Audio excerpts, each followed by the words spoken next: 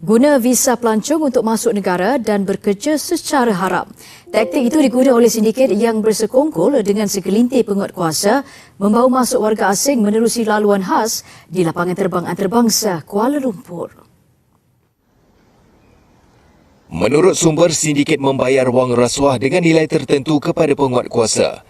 Tindakan itu menyebabkan berlaku isu warga asing melakukan kesalahan tinggal melebihi tempoh sah, bekerja tanpa permit sah dan mengelak senarai hitam dalam negara. Tambahnya, kumpulan warga asing khususnya daripada Bangladesh, Nepal, Myanmar dan beberapa negara lain datang ke negara ini tidak menggunakan sistem pengurusan berpusat pekerja asing FWCMS yang mendaftar dan memantau pekerja asing. Sumber berkata penyalahgunaan visa pelancong bertujuan untuk bekerja secara haram dikenal pasti sangat berleluasa dan membuka peluang kepada warga asing masuk bekerja di negara ini. Bayaran lebih RM6,000 hingga RM12,000 dikenakan sindiket kepada kumpulan warga asing yang ingin memohon permit kerja dengan menggunakan saluran tidak sah. Pengarah bahagian perisikan SPRM Datuk Zainul Darus ketika dihubungi mengesahkan perkara itu. SPRM sebelum ini membongkar kegiatan sindiket membawa masuk warga asing melalui pintu masuk udara negara tanpa pemeriksaan pihak berkuasa. Sindiket terbabit disyaki didalangi beberapa penguatkuasa sebuah agensi yang bertugas di pintu masuk negara dengan menjadi tali barut bagi melepaskan kumpulan warga asing tiba tanpa melalui prosedur ditetapkan.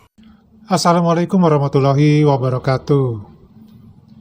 Nah, di video ini teman-teman sudah menjadi penjelasan yang clear ya, bahwa memang terjadi adanya penyelundupan ataupun perdagangan manusia melalui Bandara Internasional di Kuala Lumpur. Tentu fakta ini sudah terang benderang dan tidak bisa dibantah lagi oleh siapapun, karena fakta ini sudah diumumkan secara meluas, baik di berita ataupun di internet. Jadi kita bisa mengambil kesimpulan bahwa masuknya para pendatang asing di Malaysia yang dinyatakan sebagai pendatang asing ilegal ini ternyata dari para sindikat tenaga kerja palsu bekerja sama dengan para penguat kuasa atau dinas-dinas terkait yang berhubungan dengan bagaimana mereka bisa memasukkan pelancong ataupun orang dari luar negeri ke dalam negara Malaysia tanpa melalui prosedur yang seharusnya. Tentu hal ini akan merugikan bagi negara Malaysia itu sendiri, terlebih lagi adalah merugikan juga bagi para pelancong, karena kalau menurut Pak D ya, para pendatang ilegal ini tentu mereka datang adalah dengan adanya semacam harapan atau impian di mana mereka bisa makmur, mendapatkan uang dengan mudah, mendapatkan gaji dengan mudah yang cukup besar, sehingga mereka bisa membantu perekonomian keluarga mereka di negara asal. Nah, impian ini tentu saja dibuat oleh para sindikat-sindikat agar mereka bersedia memberikan uang ya kepada sindikat. Jadi mereka ini datang pun bukan karena gratis ya, tapi mereka harus bayar kepada sindikat. Kemudian sindikat ini pun bekerja sama dengan penguat kuasa di Malaysia di Bandar Internasional di Kuala Lumpur agar mereka bisa lolos dari peraturan-peraturan yang seharusnya dipenuhi oleh para warga asing ilegal ini. Nah, pelancong-pelancong ini, ataupun kenapa pada bilang pelancong, karena mereka masuk ke dalam Malaysia itu sebenarnya menggunakan visa yang resmi, yaitu visa pelancong. Namun ada beberapa hal yang mereka tidak lakukan pemeriksaan sehingga mereka bisa begitu mudah lolos dari pemeriksaan yang ada di bandara tersebut. Nah, setelah mereka melancong di Malaysia, pengertian melancong ini adalah menggunakan visa pelancong ya.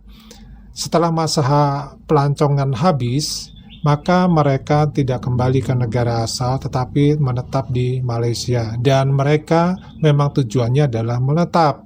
Ya, ini niat awalnya seperti itu, dan mereka bekerja di Malaysia. Nah, inilah yang menyebabkan ya bahwa para pelancong ilegal ataupun pendatang asing ilegal di Malaysia itu sangat banyak dan bebas ya untuk bisa masuk ke dalam negara Malaysia, yaitu dengan cara seperti ini yang paling utama. dan melalui bandara. Kenapa? Karena para warga asing ini berada ataupun berasal dari tempat-tempat yang cukup jauh, dari Bangladesh, ya, dari India, dari Nepal, dan beberapa negara yang lain, sudah pasti melalui bandara udara. Nah, beda dengan kasusnya kalau mereka menggunakan jalur laut. Jalur laut hanya bisa ditempuh bila ada negara yang terdekat seperti dengan Indonesia atau dengan Filipina misalkan. Maka jalur laut bisa dilakukan. Nah, inilah yang menyebabkan selama ini beberapa netizen Malaysia merasa emosinya tinggi, ya, karena para pelancong-pelancong ini yang menyamar sebagai pelancong ini menguasai perekonomian di Malaysia karena mereka rajin bekerja walaupun dengan gaji yang lebih murah daripada pendatang yang resmi. Nah, dari sini kita bisa mendapatkan suatu pernyataan-pernyataan daripada netizen Malaysia yang menyatakan kurang lebih seperti ini, ya. Sebab tuh kebanjiran warga asing tidak pernah surut, makin bertambah adalah rupanya ada pengkhianat. Nah, ini warga Malaysia ada yang sadar kalau pendatang asing yang ilegal ini bertambah terus itu bukan karena maunya warga asing yang datang, tetapi ada juga bantuan dari para penguat kuasa. Alhamdulillah akhirnya terbongkar semua sindikat nih.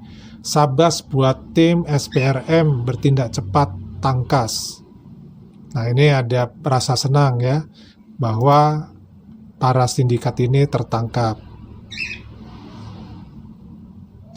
Nggak boleh kutip semua, pati haram dalam negara, banyak tidak punya permit, ya.